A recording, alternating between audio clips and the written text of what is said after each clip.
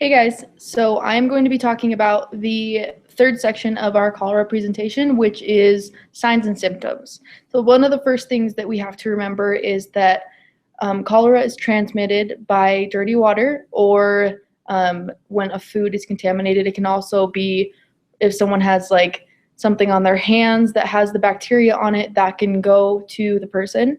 And what happens when the cholera gets into your body is it attacks the gastrointestinal tract, which then extracts water and electrolytes out of your body, which gives you extreme dehydration to the point that it is fatal to some people. It can obviously be treated, but we'll talk about that in the next section. So once the electrolytes are pulled from your body, they're excreted in a diarrheal fluid, which then causes more problems. So what I'm going to do is show you guys the signs and the symptoms of cholera.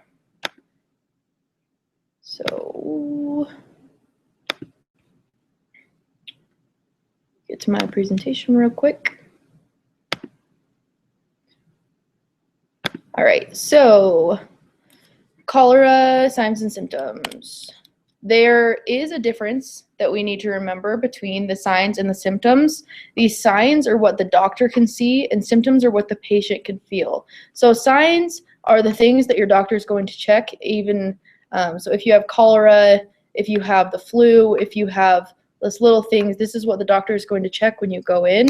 That'll be like your blood pressure, your heart rate, your lungs, things like that that you see at a normal routine doctor's appointment, but obviously they're a little different for cholera than most, but yeah. Then symptoms are what the patient feels. So that's exactly what it means. The things that you are going to feel, like a fever, if you feel like your heart is racing, if you feel restless, things like that. So there's the difference.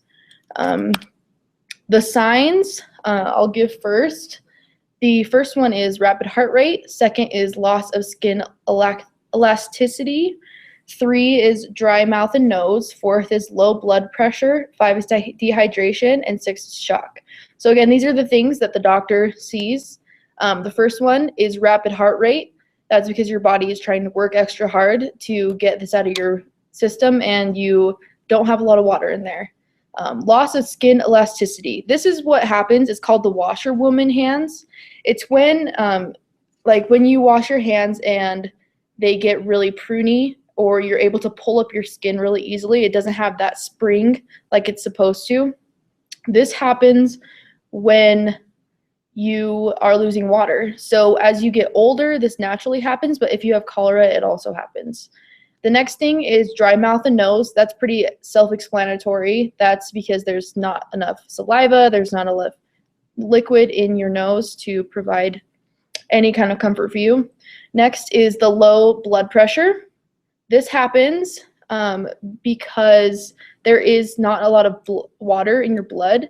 So that means that there's less plasma and there's more red blood cells, meaning that it's not moving as quickly through your body. Next one obviously is dehydration. That's pretty easy. That's also self-explanatory. You're losing so much water through your diarrhea or by vomiting that it causes the next one, which is sometimes shock from your loss of water.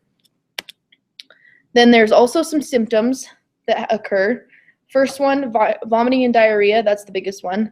Second is thirst. Third is muscle cramps. 4th is restlessness. And 5 is irritability. So I'm going to go back here.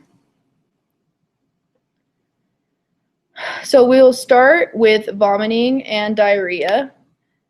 This happens, it's the biggest sign that happens when you have cholera.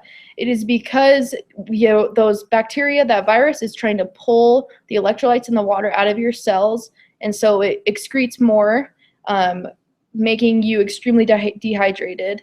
So with the vomiting and the diarrhea comes thirst. Your body's obviously trying to tell your systems that you need more water, so it wants to create more of a thirst for you.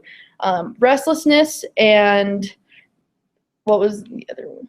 Restlessness can happen, muscle cramps can happen, irritability can also happen. The muscle cramps goes with the restlessness. You get muscle cramps when you don't have enough water in your muscles. So as the water and the electrolytes aren't creating, that's what happens.